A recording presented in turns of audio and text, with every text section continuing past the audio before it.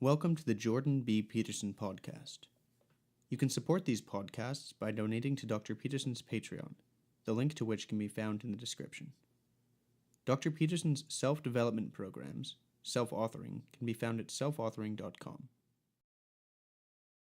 Well, I have a question.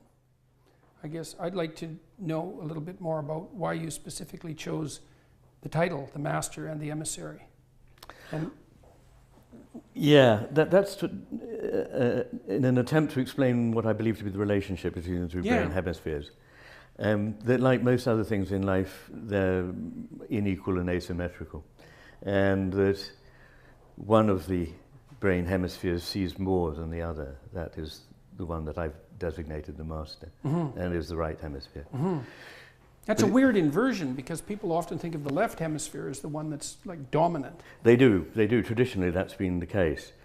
But as is becoming ever clearer, the right hemisphere, this has been a real steep learning curve for some people, but the right hemisphere is in many ways more reliable, sees more, understands more than the left hemisphere, which is like a sort of high-functioning bureaucrat in a way. And the idea of the story was simply that certain matters needed to be delegated, not only because, as it were, the master couldn't do everything. He needed an emissary to go abroad and do some of it, but also that he must not get involved with a certain point of view, otherwise he'd lose what it was that he did see. So that's what I'm really saying there, is that there's a good reason why, evolutionarily speaking, the two brain hemispheres are separate. And when you say it doesn't get involved, what's the advantage of that detachment from the involvement? Well, it's that Ramon y Cajal, who you know is a great histopathologist, one of his findings was that in primates there are more inhibitory neurons than in any other animals, and there are more in humans than in any other primate. And there are many more... And that's speaking proportionally. Proportionately, and there are more kinds as well. So we think that about 25% of the entire cortex is inhibitory. Right. So it's a very strong effect. And the corpus callosum seems to be very largely, in the end, inhibiting function in the other hemisphere. And that is, I think, because over time, the two hemispheres have had to specialize. There are reasons why actually it can't be, I'm not going to go into now, but I was talking about just a few days ago at the evolutionary psychiatry meeting. But there are reasons why the corpus callosum has had to become more selective and to inhibit quite a lot of what's going on in the other hemisphere, because it enables the two to do distinct things. And of course they have to work together, but usually good teamwork doesn't mean everyone trying to do the same role. Right. So differentiation is very important for two elements to work together, and inhibition is one way of doing that. So effectively the two takes on the world, if you like, that the hemispheres have are not easily compatible. Right. And we're not aware of that because at a level below consciousness there's a meta-control center that is bringing them together. So in ordinary experience we don't feel we're in two different worlds, but effectively we are. And they have different qualities and different goals, different values, different takes on what is important in the world and what meaning or whatever it might have. So let me ask you about, I've developed a conceptual scheme for thinking about the relationship between the two hemispheres, and I've been curious about what you think about it and how it might map on to, or not, your ideas. So I've been really interested in the orienting reflex, and discovered by Sokolov, I think, back in about 1962, right? He was a student of Luria's, and the orienting reflex is manifested when something, at least in their terminology, something unpredictable happened. I've thought much more recently that it's actually when something undesired happens and the laboratory constraints obscured that, and that turned out to actually be important. But so, and I kind of put together the ideas of the orienting reflex with some of the things I learned from Jung's observations on the function of art and dreams. So imagine that you have a conceptual scheme laid out, and we could say that it's linguistically mediated, it's enforced on the world, and then there are exceptions to that to that conceptual scheme, and Yeah. those are anomalies. Those Yeah, are the things that are anomalies. unexpected. And the orienting reflex orients you towards those. Yes. And so those are things that aren't fitting properly in your conceptual scheme that you have to figure out. Yes. So the first thing you do is react defensively, essentially, Yes, because it yes. might be dangerous. Yes. And then your exploratory systems are activated. Yes. So, and the exploratory systems, first of all, are enhanced attention, just Yes, from an intentional yes. perspective. But then, and this is where the art issue sort of creeps into it, the idea would be something like the right hemisphere generates an imaginative landscape of possibility that could map that anomaly. So you can kind of experience that if Yeah. it's at night, like say Yeah. you're sitting alone at night, it's 2 or 3 in the morning, you're kind of tired, maybe you're in an unfamiliar place, and there's a noise that happens that shouldn't happen in another room. Yeah. You can play with that. So for example, if you open the door slightly and put your hand in to turn on the light, and you watch what happens, your mind will fill with imaginative representations of Yes. what might be in the Yes. room. Yes. Right? So it's like the landscape of anomaly will be populated with Yes. something like imaginative demons. Yes. And that's a first pass approximation. Yeah. And it seems to me that that's a right hemispheric function. And then that as you explore further, that imaginative domain, which circumscribes what might be, is Yeah. constrained and constrained and constrained and constrained until you get what it actually is. Yes. And that's specialized and routinized. It's something Yes, like that. yes, yes. Does that seem like a reasonable... What do you think about that as I a love that conceptual idea? for a whole host of reasons. One is you mentioned defense, and one of the ideas behind my hypothesis is that the right hemisphere is on the lookout for predators, Right. Whereas the left hemisphere is looking for prey. And this has been confirmed in many species of both I'd never heard that second part. amphibians and mammals, yes. There's a So whole- when you're in left hemispheric mode, you're more in predator mode, and when you're in right hemispheric Well, mode, you're more in I mean, prey of course, mode. we are not lizards or toads or marmosets or whatever, but in animals, generally speaking, Yeah. this is the case. Getting and grasping, and after all, our left hemisphere is the one that controls Sure, the grasping hand, is left hemisphere, and exploring, which you mentioned, Yep. is more right hemisphere. And when a frontal function is deficient, people often go into automatic mode of the hand of that side. And with the left hand, it's usually exploratory motions, meaningless ones, but trying to explore the environment. And with the right hand, it's grasping pointlessly at things. So they, as it were, their automatic thing is with the left hand, the right hemisphere to explore, with the right hand, the left hemisphere to grasp.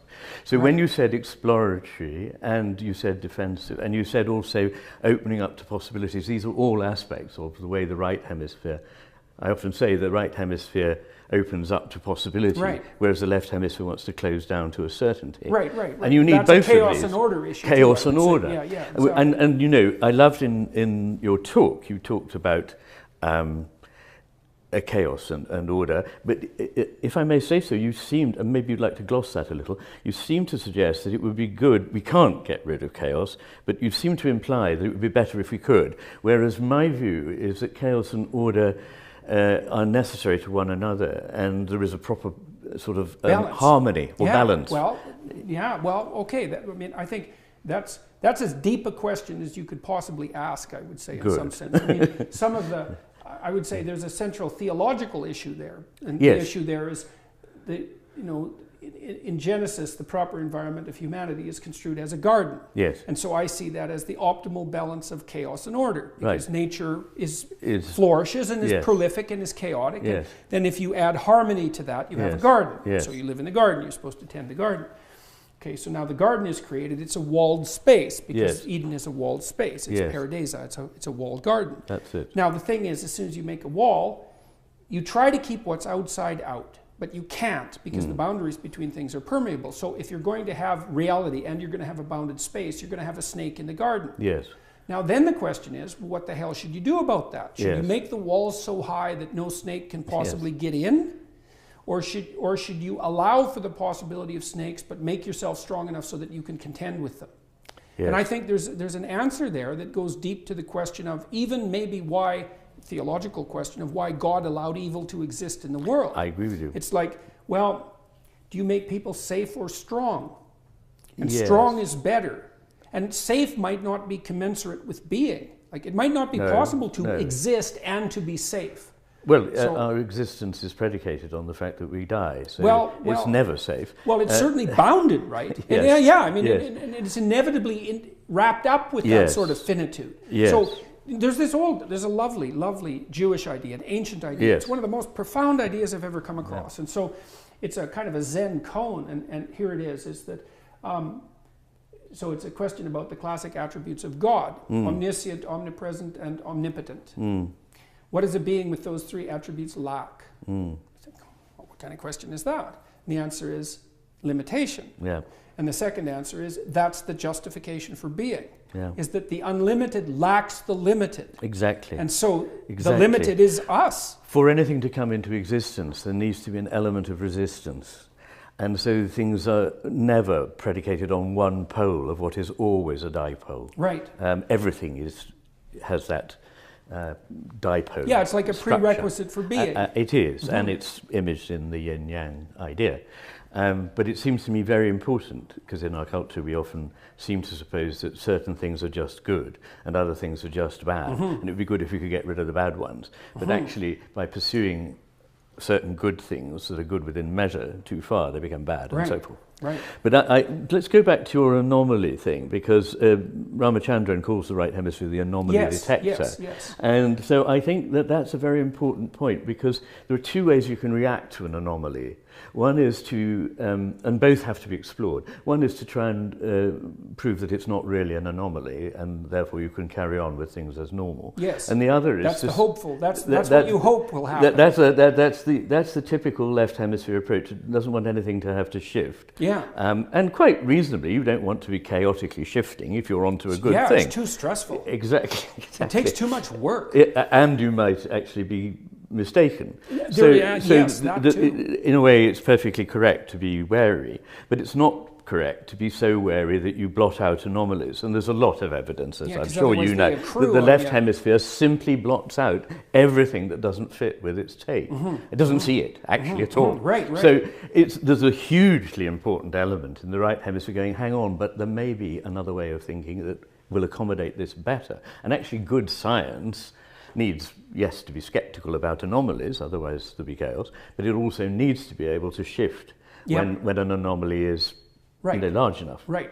Or there are quite a lot of them and they don't really fit very well into the scheme. Exactly, yes.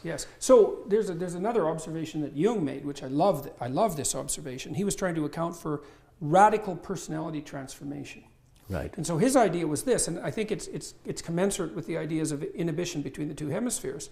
So let's imagine the left is habitually inhibiting the function of the right to keep fear under control. It does that all sorts of ways. But so imagine that the right is reacting to anomalies and it's aggregating them. Okay, the left can't deal with them, so the right is aggregating anomalies. And maybe that's starting to manifest itself in nightmarish dreams, for example. It's like, these anomalies are piling up. It's indication that you're on shifting sand. Well, so then imagine that the right hemisphere aggregates anomalies, and then it starts to detect patterns in the anomalies. And so now it starts to generate what you might consider a counter-hypothesis to the left's hypothesis.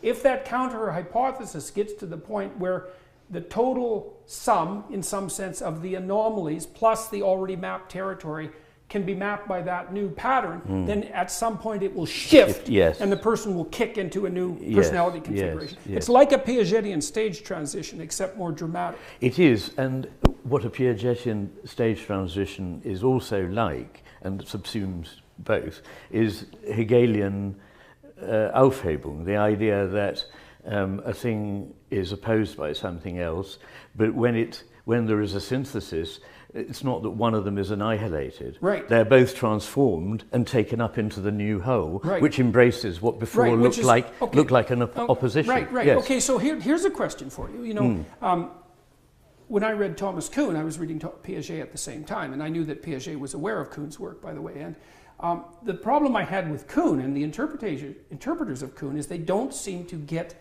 something, who interpret Kuhn as a moral relativist in some sense. They don't seem to get the idea of increased generalizability of plan. So let's say I have a theory, and a bunch of anomalies accrue, and I have to wipe out the theory. And so then I wipe out the theory and I incorporate the anomalies, and now I have another theory. So that's a descent into chaos. That's my estimation. That's the old story. So the anomaly, disruption, is the mythical descent into chaos. Yes. And then you reconfigure the theory with the chaos, and you come up with a better theory. Yes. Okay, the question is, why is it better? And the answer is, well, it accounts for everything that the previous theory accounted for, plus the anomalies. Exactly. So there's progress. Always, yes. Yes, exactly. And so, but Kuhn is often read as stating that there is no progress, that, you know, there's incommensurate paradigms, and you have to just shift between them. But there isn't cumulative knowledge in some sense. Well, I think one thing that we probably would both agree about is that we don't buy the story that, you know, because nothing can be demonstrated definitively, utterly, to be the case, there is no truth. I mean, I think we both believe that there are truths, things that are truer than other things. And indeed, if we certainly act that way. Well, we couldn't even talk, could we, if we didn't? Yeah, exactly. And even to say that there are no truths is itself a truth statement, which is that it's truer than the statement there are truths. So everybody automatically has truths, whether they know it or not. Yeah, but it's because you said why. I don't think it's not only that you can't talk, you can't even see, no, right? Because you don't know how to point your eyes. You wouldn't know how to discriminate what's coming into your brain at all. Right. So it's inevitable. I think we would agree about that. But I think that there may be a slight point of difference between us in that I'm very willing to embrace the idea of uncertainty. And I may be wrong, perhaps you could expand on that, but sometimes you come across as a man who has certainties that... Well, it's a peculiar kind of certainty. I'm certain that standing on the border between order and chaos is a good idea. Good. And that's a weird certainty, eh? Because, exactly. Yeah. That's you need to be in the sort of slightly unstable position. Yeah. Yes. You have to be, what would you say? Encountering as much uncertainty as you can voluntarily tolerate. Yes. And I think that's equivalent to Vygotsky's zone of proximal development. I'm sure and I that's also, right. So when we talked a little bit earlier about the idea of an instinct for meaning. Yes. So I think what meaning is, it's the elaborated form of the orienting reflex, but what meaning does, its function, its biological function, which I think is more real in some sense than any other biological function, is to tell you when you're in the place where you've balanced the stability, let's say, of your left hemisphere systems with the exploratory capacity of your right, so that not only are you master of your domain, but you're expanding that domain simultaneously. Yes. And I think that when you're there, and Yes. it's a kind of a metaphysical place in some sense, that you're imbued with a sense of meaning and purpose, and that's an indication that you've actually optimized your neurological function. Yes, and perhaps we could gloss the idea of purpose, because I think there's a difference between...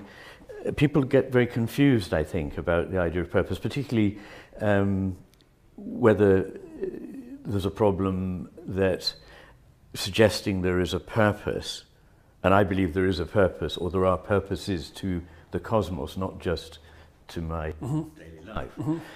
Suggests that somehow it's all been predetermined by God. But this is to misunderstand the nature of time, that there are static slices and God is there and he's sorted it all out and the whole thing's just unfolding. As Bergson says, like a lady's fan being unfurled. It's extremely boring and an entirely static and non-creative universe. But actually something is at stake. Things are unfolding. They have overall a direction, but actually exactly what that direction is isn't known. And that's what it looks like to me. And it's a fool who says anything positive about the nature of God, but I'm not convinced that God is omniscient and omnipotent either. I think God is in the process of becoming. God is not only just becoming, but is becoming, if you see what I mean. Yeah, so being and becoming. More becoming. I think more becoming is the important thing. Why do you think that? I mean, it's also a strange segue. I mean, I'm not criticizing, but I'm curious. What drove you to that conclusion? An awful lot of things, really. I think that everything is a process. In fact, I'm writing a book called There Are No Things. Oh, what are there instead? There are processes. Yes. And there are patterns. Patterns. Yes. That's why I think music is so powerful. Music is one of the most mysterious and wonderful things in the universe. And I don't think it's at all foolish of people to have thought that the planetary motions were in some way not like at all foolish. No, it's a great insight. Kind of music. I think it is a very important insight. Well, in music, I've thought, and I've said this in public lectures, that music is the most representative of the arts. Because the world is made out of patterns. And music describes how those patterns should be arranged. You're using representative in a very different way. I know, it depends on what you mean by representative. And so it's representing the ultimate reality of the cosmos. Well, I would like to say presentative, in that it's not representing anything. It is actually, when we're in the presence of music, something is coming into being which is at the core of the whole cosmic process. I think that's why people love music. They do, and I mean, there's hardly any originality in the idea, because lots of physicists say this, that the sort of the movements of atoms and the movements of planets and so forth are more like a dance or more like music than they are like things bumping into one another. Right. I thought of things as patterns that people have made into tools. I agree with you, and tools are what the left hemisphere is always looking for. It's always looking for something to grasp. Right. It reifies processes that it's all a matter of time. Every single thing, including the mountain behind my house, if you were able to, which is billions of years old, if you were able to take as it were, a series of, like a time-lapse camera, you'd see the thing morphing and changing and flowing. Everything flows, as Heraclitus once said, everything flows, it's just a question of over the time period that you consider it. It's a question of tempo. It's a question of the tempo. Yeah, definitely. And so taking time out of things and considering them in the abstract, deracinated from context, particularly from the flow and from the context of time, changes them into something else. And I think that what in brief, what Plato has done and what a lot of the history of more recent Christianity has done is to thingify God and heaven, perfect states that are unaltered and so on. And I think that it is an ever more wonderfully self-exploring, self-actualizing process that requires a degree of opposition. As a stream, in order to have the movement and the eddies and patterns in it. I've had intimations like that about death. Like when I've experienced, it's hard to describe these experiences, but when I've contemplated death deeply, it has struck me as a fundamental repair mechanism. Like it's part of the mechanism by which new things that are better are brought into being. Absolutely. And I mean, you see that in your own being, because of course, without death, you couldn't live. Right? Yes. Because you're dying. The things about you that aren't right, even at a physiological level, are dying all the time. They are. Unfortunately, you also completely die, which seems to be a bit on the unfortunate side. But more cosmically speaking, it does seem to me that death is I don't know, man. I've had intuitions or intimations that death is the friend of being, and that's like it's hard to get my head around that. But I completely agree with you, and indeed that's been said by many wiser people than myself, and maybe even than yourself. I would suspect so. Hopefully, but I mean I think that that's right. That death is predicated on life, but also that it shouldn't be seen as a sort of something that's negative. It's a necessary stage in the process of becoming what it is. And since everything is ramified, since nothing is just isolated, you and I may look as though, or feel as though, but as you often eloquently say, we all have a history, and we have, in time, we come from a place, but also as a culture we have history. We can't detach ourselves from it. We're expressions of it, but we're also inevitably dependent, as all organisms are, on the environment. Where I end and where the quote environment begins is I don't like the word environment, I prefer nature, which suggests something that's always being born, whereas environment suggests something around me from which I'm separated. But anyway, all of that is connected. And even opposed to. Yes. So I would see us as like an eddy in a stream, or like a wave in the sea that is never separate. Schrödinger talked about life as I mean, the comings together of physics with a process philosophy are very strong. So when does that book come out? When I finish writing it. Yeah. And I'm very worried that it's getting bigger, and it's all the time I'm writing it, I'm seeing more and more of things that I really must get to know more about, and it's an ever receding Well, it's the danger of a book I know.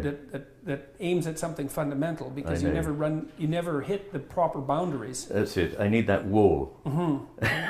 Yes. Yeah, well, I also had experiences, I would say, that when I was trying to understand, they're imaginative experiences when I was trying to understand, let's say, the necessity of evil, because that's also a fundamental theological conundrum and a metaphysical conundrum.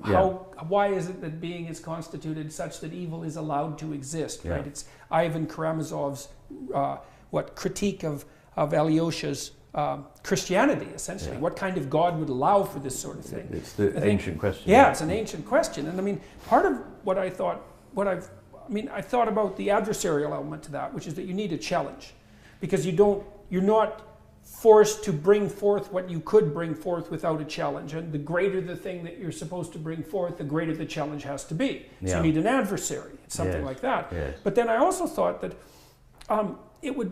it's possible that being requires limitation.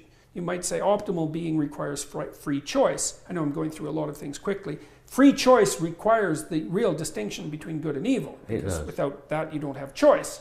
Well, so maybe it's possible to set up a world where evil is a possibility, but where it isn't something that has to be manifest. Where it's an option open to you, and a real option, and it has to be, and a challenge that was presented to you, but it's something that you cannot move towards if you so desire.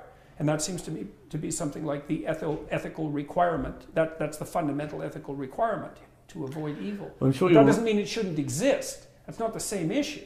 No, it isn't. It isn't. And I wonder, one could recast it as the need for otherness. God needs something other.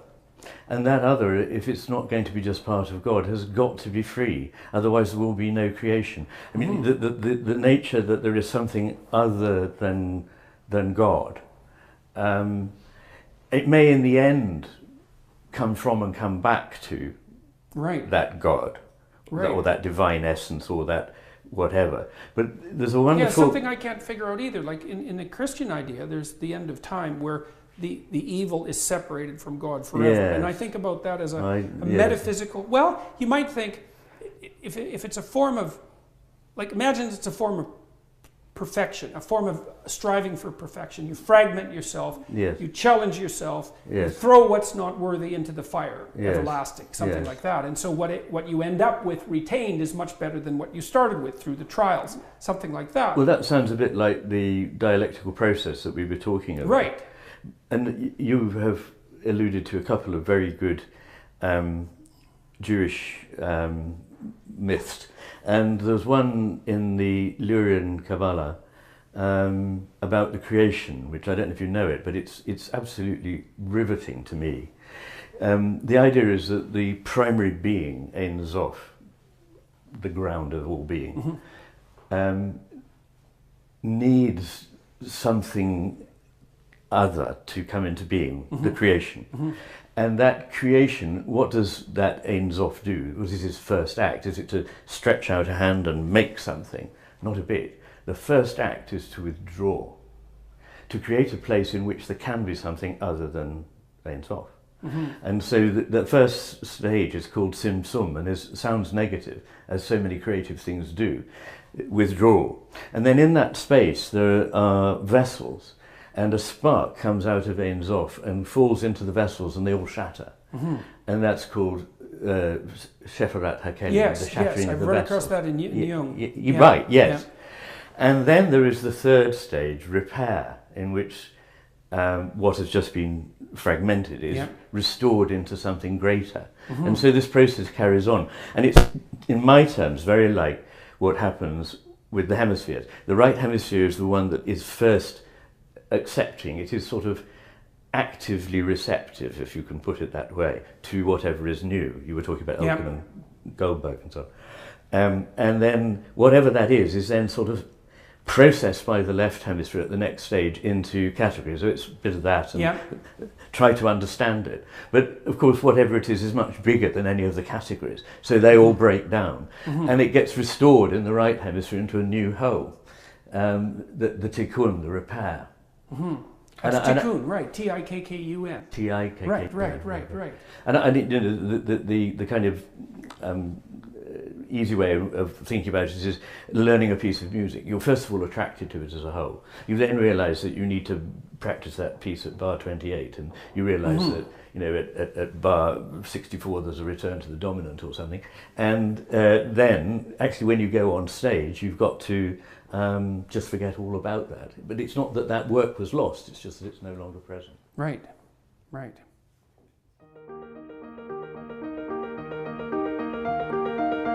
Thank you for listening to the Jordan B. Peterson podcast.